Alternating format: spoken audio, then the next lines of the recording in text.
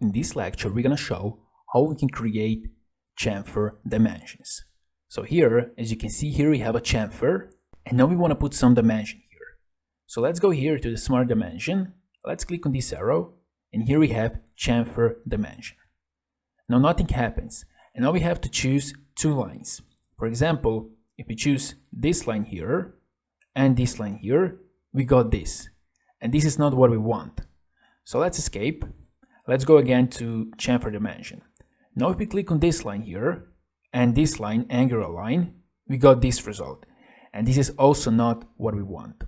So let's escape again. Let's go to chamfer again. Now let's choose this angular line here, and let's choose this horizontal line.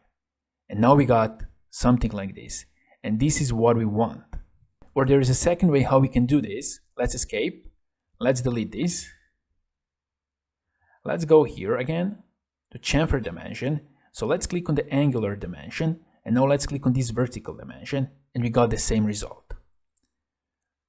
So remember, when you want to add chamfer dimension, first you have to select angular dimension, and then you have to select the horizontal or vertical dimension. Otherwise, it won't work correctly.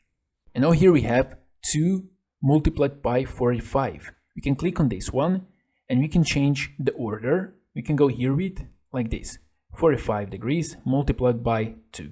But let's go with the first one, distance angle, like this. And this is how you can define chamfer dimension.